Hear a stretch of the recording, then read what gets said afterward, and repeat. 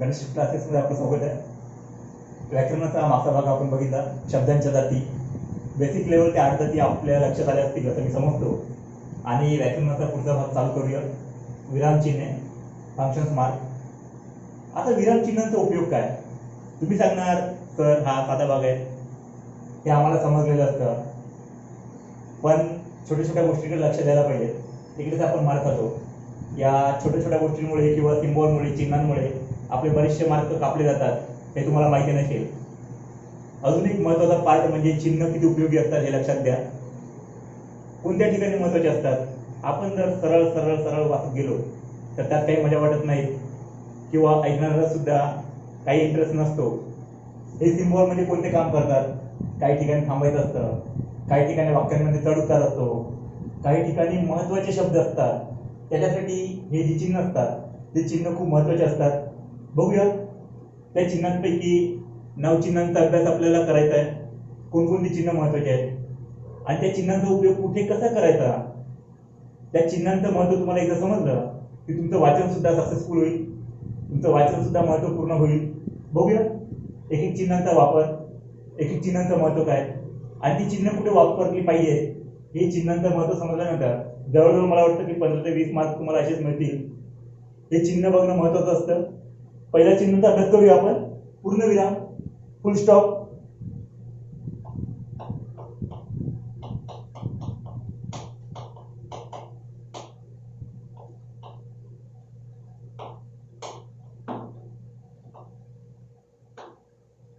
काही माणसांची वाचण्याची पद्धती वेगळीच असते, कुठे थांबत नसतात, सुखदुःखाचे वाक्य समजत नसतात. असं वाचणं फायदेशीर नसतं. समोरच्याला सुद्धा इंटरेस्ट राहत नाही आणि काय वाचलं ते आपल्या सुद्धा लक्षात राहत नाही. म्हणून हे चिन्ह बघणं आपल्याला खूप महत्त्वाचं आहे. आता पूर्णविराम, फुल स्टॉप माहिती आहे, त्याबद्दल प्रश्नच नसतो. कुठे वापरतो फुल स्टॉप आपण? फुल स्टॉप आपण वाक्याच्या शेवटी वापरतो. एखादं वाक्य पूर्ण संपलं की फुल स्टॉप येतो. उदाहरणार्थ बघा, तो घरी गेला, वाक्य संपलं, पूर्णविराम, फुल स्टॉप. मी देवाच्या पाया पडतो,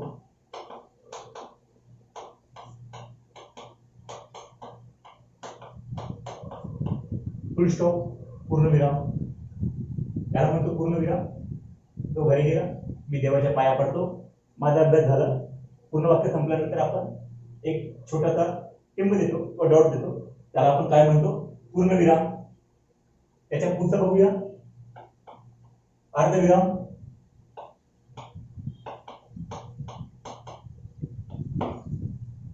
आता अर्धविरामाचं चिन्ह कोणतं?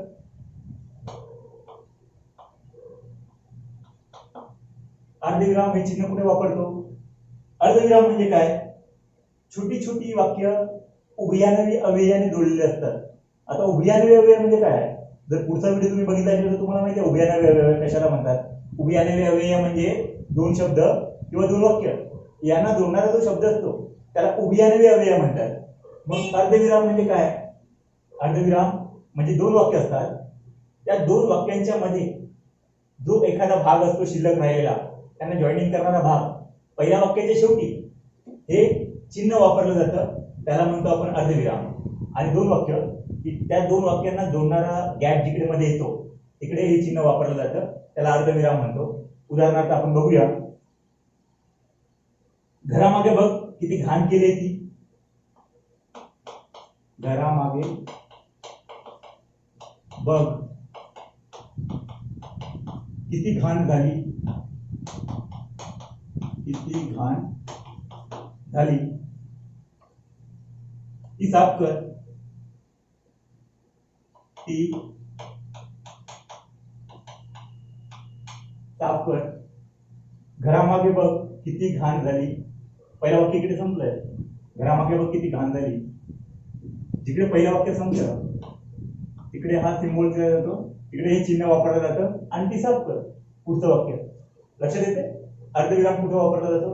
अर्धविराम म्हणजे पहिलं वाक्य जिकडे संपतं, दुसरं वाक्य तिथून चालू होतं, त्यांच्या मधोमध हे जे चिन्ह वापरलं जातं, सिम्बॉल वापरला जातो, त्याला म्हणतो आपण अर्धविराम. दुसरं वाक्य बघूया, आम्ही जाऊन येतो आम्ही जाऊन येतो तोपर्यंत तू तयार राहा, तोपर्यंत तू तयार राहा. लक्षात येते? आम्ही जाऊन येतो, पहिलं वाक्य संपलं आणि पहिलं वाक्य संपल्यानंतर या सिम्बॉल या चिन्हाचा वापर केलेला आहे. तोपर्यंत तू तयार राहा. तिकडे आपण अर्धविराम या चिन्हाचा वापर करतो. पहिला पूर्णविराम. पूर्णविराम म्हणजे काय? एखादं वाक्य संपल्यानंतर त्या चिन्हांचा वापर तिकडे केला जातो, त्याला म्हणतो आपण पूर्णविराम, फुल स्टॉप. अर्धविराम.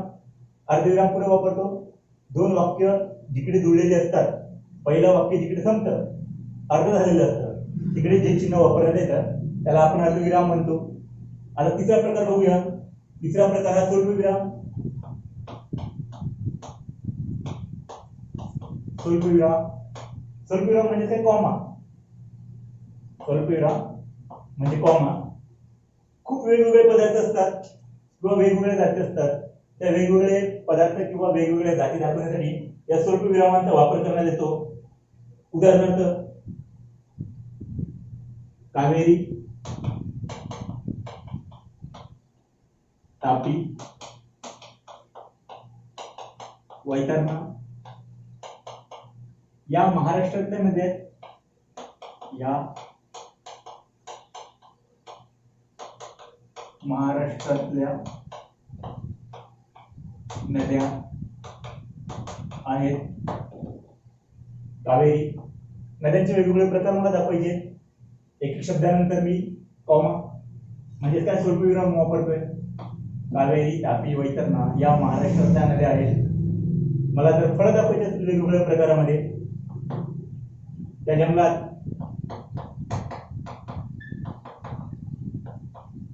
काजू, आंबा, पेरू, जांभूळ यांची बरीचशी झाडे होती. यांची बरीचशी झाडे होती. पण एक लक्षात ठेवायचं की त्या सिम्बॉल प्रमाणे तुमची वाक्यरचना सुद्धा बदलायला पाहिजे, तुमचा आवाज सुद्धा चढ उतार व्हायला पाहिजे. कुठे थांबायचं, कुठे चढायचं किंवा कुठे थोडा ब्रेक घेऊन पुढे जायला पाहिजे हे तुमच्या लक्षात यायला पाहिजे. पूर्णविराम, थांबायचं.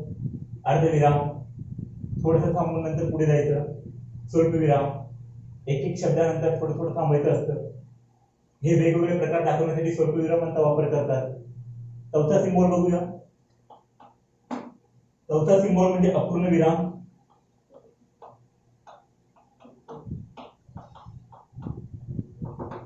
हे तीन भाग तुम्हाला समजले असतील. पूर्णविराम, अर्धविराम, स्वल्पविराम.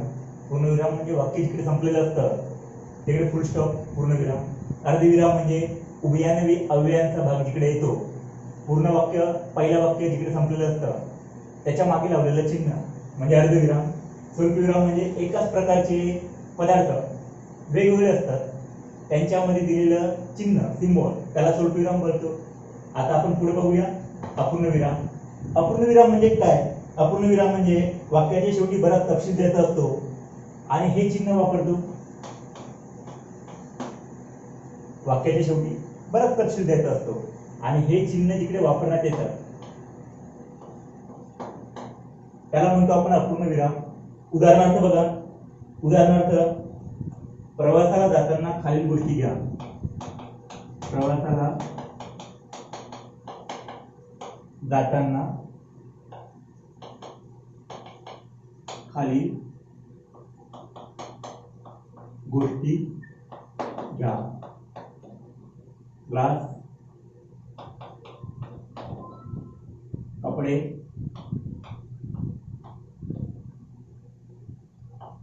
ताटली, छोट्या बॅग,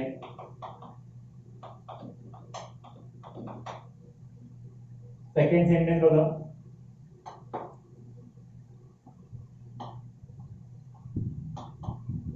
लढायला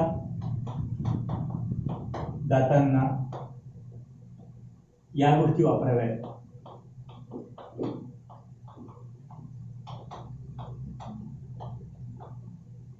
जेव्हा बऱ्याच वस्तूंचा आपल्याला उल्लेख करायचा असेल किंवा बऱ्याच गोष्टी वापरायच्या असतील, वाक्याच्या शेवटी हे सिंबल वापरलं जातं, याला म्हणतो अपूर्णविराम. लढायला जाताना या गोष्टी वापरा: भाला, तलवार, दांडपट्टा. आलं लक्षात? अपूर्णविराम म्हणजे काय? पुढे मला काही वस्तू दाखवायच्या आहेत, त्या वाक्याच्या समोर हा सिंबल वापरला जातो, त्याला म्हणतात अपूर्णविराम. पाचवा भाग बघूया, प्रश्नचिन्ह.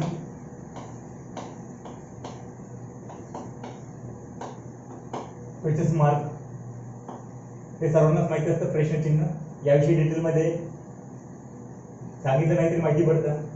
ज्या वाक्यामध्ये प्रश्न विचारलेला असतो, क्वेश्चन टाईप, त्या वाक्याला प्रश्नचिन्ह वाक्य किंवा प्रश्नचिन्ह सिंबॉल म्हणतो. तू कुठे जाशील? तू कुठे जाशील? तुझे नाव काय?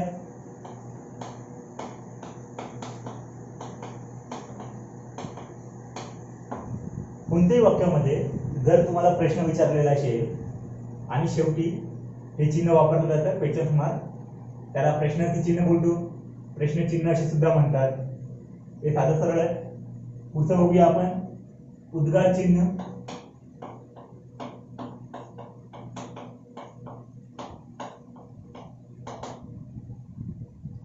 उद्गार चिन्ह लक्षात ठेवा. उद्गारार्थी वाक्य म्हणजेच केवळ प्रयोगी वाक्य. हे आपण मागच्या पिरियडमध्ये बघितलं होतं, मागच्या तासिकेला बघितलं होतं. केवळ प्रयोगी आणि उद्गार, फक्त शब्द वेगवेगळे दिलेले आहेत पण वाक्यांचा अर्थ एकच आहे. उद्गार चिन्ह म्हणजे काय? कुठे वापरलेले असेल, जर डोकं चालवा तुमच्या लक्षात येईल ताबडतोब मनातल्या भावना जिकडे व्यक्त झालेल्या असतात. बाप रे, अरे रे, हाय हाय,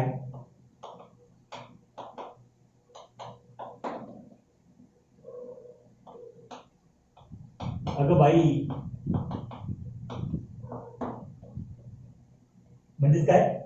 कोणत्याही वाक्यामध्ये जर या शब्दांचा वापर झालेला असेल, मनाच्या भावना, मनातले शब्द, बापरे, अरे रे, हाय हाय, अगं बाई, अरे च्या, अरे बापरे, हे शब्द तिकडे वापरलेले असतील, तिकडे समजावं मनातल्या भावना आलेले आहेत. उद्गारवाचक चिन्ह, एक उभी रेष, त्याच्या खाली टिंब. पुढचा प्रकार, सातवा प्रकार बघूया, अवतरण चिन्ह.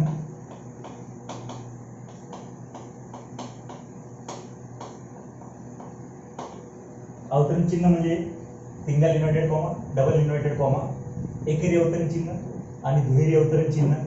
एकेरी अवतरण चिन्ह म्हणजे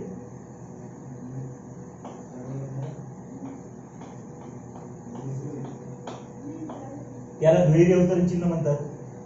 हे दुहेरी अवतरण चिन्ह पुढे वापरतो आपण बोलणाऱ्याच्या तोंडचे शब्द दाखवण्यासाठी या चिन्हांचा वापर करतो. बोलणाऱ्याच्या तोंडचे शब्द दाखवण्यासाठी या चिन्हांचा वापर करतो. आणि एकेरी अवतरण चिन्ह म्हणजे काय? Single inverted comma.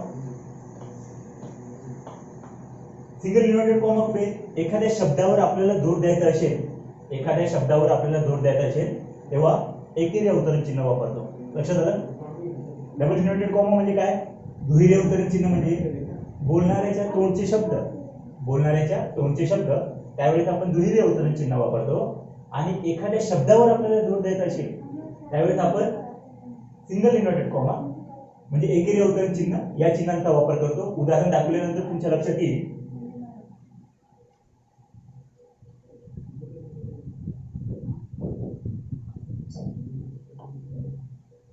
साहेब,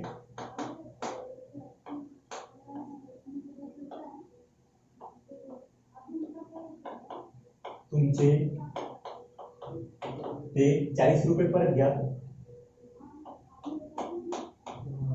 40 रुपये परत घ्या.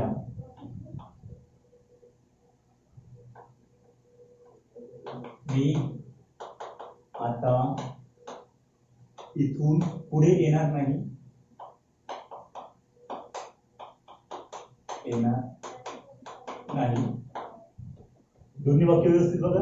व्यवस्थित बघितल्यानंतर तुम्हाला माहिती पडेल. डबल इन्व्हर्टेड कॉमा, दुहेरी अवतरण चिन्ह हे बोलणाऱ्याच्या तोंडचे वाक्य म्हणून इकडे हा सिम्बॉल वापरण्यात येतो. साहेब तुमचे ते 40 रुपये परत घ्या. बोलणाऱ्याचे तोंडचे वाक्य. मी आता इथून पुढे येणार नाही. बोलणाऱ्याच्या तोंडचे वाक्य. तिथे हे दुहेरी अवतरण चिन्ह वापरलं जातं. आता आपण सिंगल इन्व्हर्टेड कॉमा म्हणजे एकेरी अवतरण चिन्ह बघूया. एकेरी अवतरण चिन्ह कुठे वापरतो? पत्ता कशाला हवाय? पत्ता कशाला हवाय? पत्ता या शब्दावर मला जोर टाकायचा आहे. जो शब्द इम्पॉर्टंट असतो त्याच्यावर जोर टाकायचा आहे. तिकडे आपण एकेरी अवतरण चिन्ह वापरतो. बिनडोक्याचा,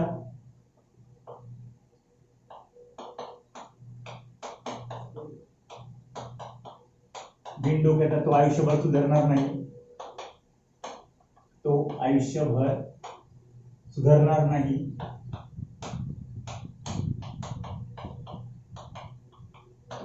हे वाक्य बघा. बिनडोक्याचा या शब्दावर भर दिला जातो. म्हणजेच कोणता सिंबल वापरू? एकेरी अवतरण चिन्ह, सिंगल इन्व्हर्टेड कॉमा. म्हणजेच साधं सरळ आहे. अवतरण चिन्ह, अवतरण चिन्हांचे दोन प्रकार, दुहेरी अवतरण चिन्ह, एकेरी अवतरण चिन्ह. दुहेरी अवतरण चिन्ह पुढे वापरायचं असतं. बोलणाऱ्याचे वाक्य किंवा बोलणाऱ्याचा सेंटेन्स इथे आपण दुहेरी अवतरण चिन्ह वापरतो. आणि एकेरी अवतरण चिन्ह पुढे एखाद्या शब्दावर आपल्याला जास्तीत जास्त भर द्यायचा असेल, एखाद्या शब्दावर आपल्याला जास्तीत जास्त जोर द्यायचा असेल, तिथे आपण एकेरी अवतरण चिन्ह वापरतो. पत्ता जोर देतोय. बिनडोक्याचा त्या शब्दावर जोर देतोय, तिथे कोणत्या वापरणार? एकेरी अवतरण चिन्ह. पुढचं बघूया. संयोग चिन्ह. संयोग चिन्ह. संयोग चिन्ह कसं दाखवतात?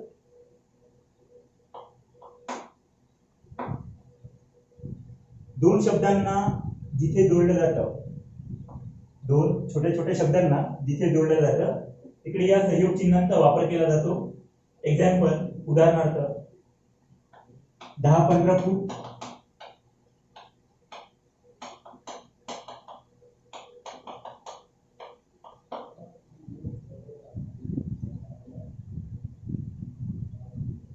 त्या आवारातून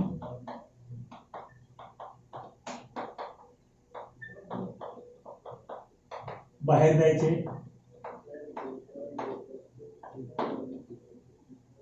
समजलं असेल? दोन साधे शब्द, पण या दोन साध्या शब्दांना एकत्रितरित्या मला दाखवायचंय. तिकडे या संयोग चिन्हाचा वापर केला जातो. संयोग चिन्ह हे मोठं नसतं. मोठ्या प्रकारामध्ये रेष ठेवली तर ते झालं मग अपसारण चिन्ह.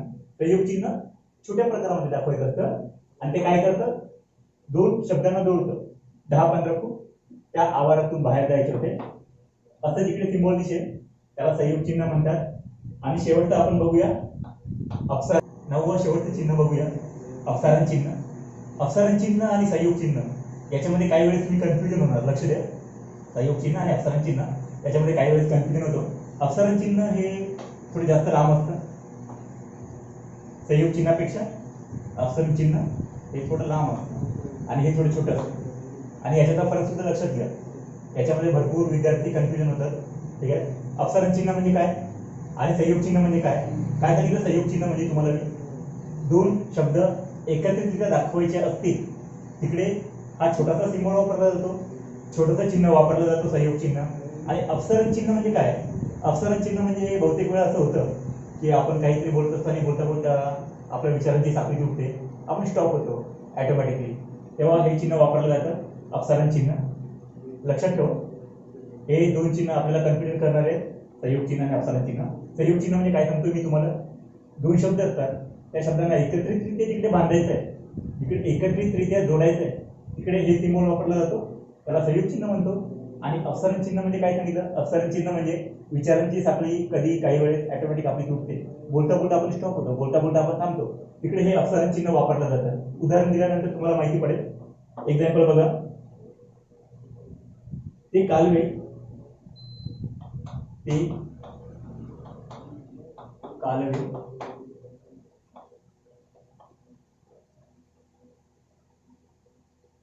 शब्द मी बोललो आणि त्याच्यानंतर माझे विचार थोडे थांबले. ते कालवे, पुढे काही बोलायचं होतं पण विसरलो आणि त्याच्यानंतर पुढे चालू केलं. त्या कालव्यांना जोडणारा पूल, त्या कालव्यांना जोडणारा पूल.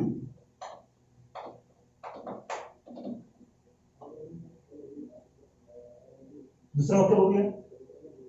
शाळेतल्या मुलांना,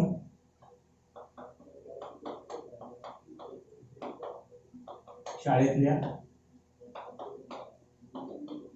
मुलांना, मला विद्यार्थ्यांना काहीतरी संदेश द्यायचा होता, विद्यार्थ्यांना काहीतरी सांगायचं होतं, पण काहीतरी माझ्या डोक्यात विचार आलं आणि तिकडे माझी लेन्स तुटली, तिकडे माझे विचारचक्र थांबले.